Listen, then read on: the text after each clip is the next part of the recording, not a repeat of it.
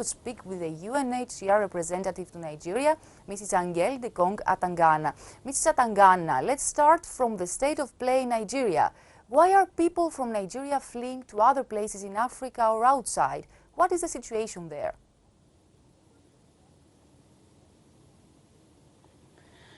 Thank you for the question.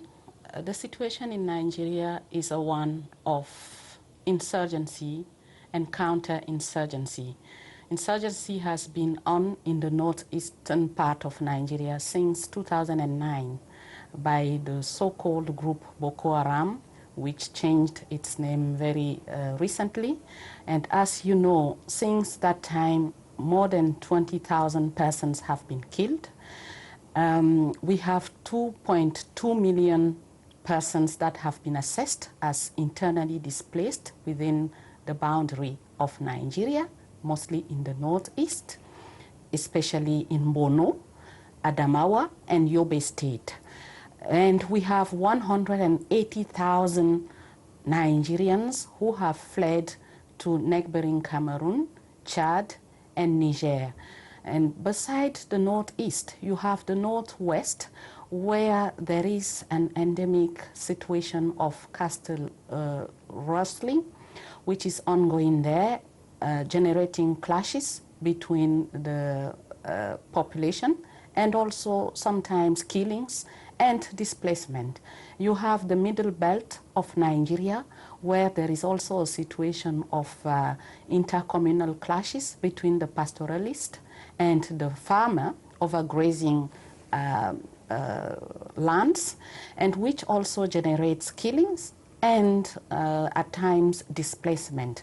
And further down in the south and southeast, you have a situation whereby criminality is really very high, especially some dispute around control over the natural resources, notably oil.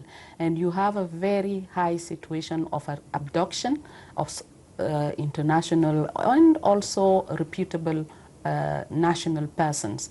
So it is a situation which is really generating, giving good reasons for those who are finding themselves in the middle of these situations to flee for safety, to save their life, especially in the northeast, where the insurgency is ongoing. It's not only killings, it is abductions and all sort of human rights violation. Do you know how many people have left the country in order to come to Europe to seek asylum?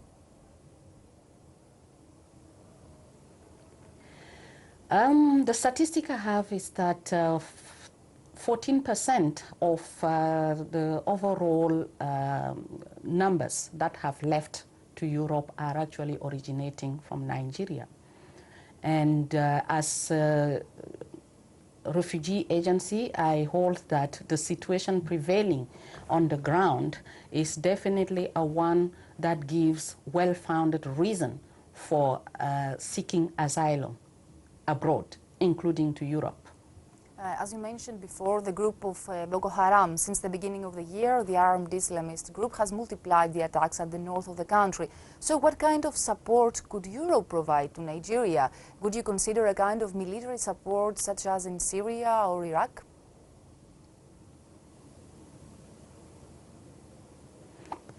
We are providing a lot of support as humanitarians. As you may know, in fact, we have the humanitarian country team in Nigeria has been established since late 2012. And in that context, we have organized ourselves in 3 layers.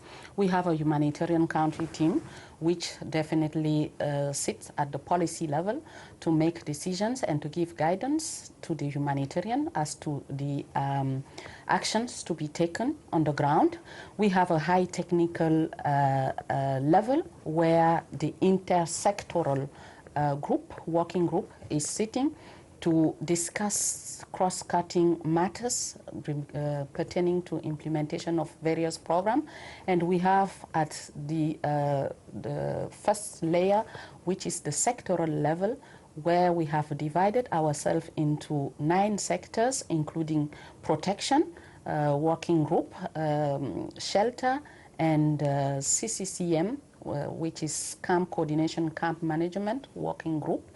UNHCR is particularly active in the Protection Working Group, where we have devised a project for protection monitoring, which actually is using 314 protection monitors, which have been spread throughout 9 states in Nigeria, plus Federal Capital Territory, where Abuja is. And the role of these protection monitors is really to monitor the situation on ground, to attempt to prevent some of the protection issues, some abductions, some human rights violations from occurring, and where same have occurred, to bring about some form of redress. And we co-lead the Protection Working Group with the National Human Rights Commission, which has also the mandate to monitor the human rights situation and to provide some form of remedy to the human rights violations that occur in the country. We are also involved in a shelter project because, as you may know, the 2.2 million displaced that I was mentioning, 90% of them are actually settled in the respective community in the 3 most affected states of Northeast, meaning Borno, Adamawa, and Yobe State. And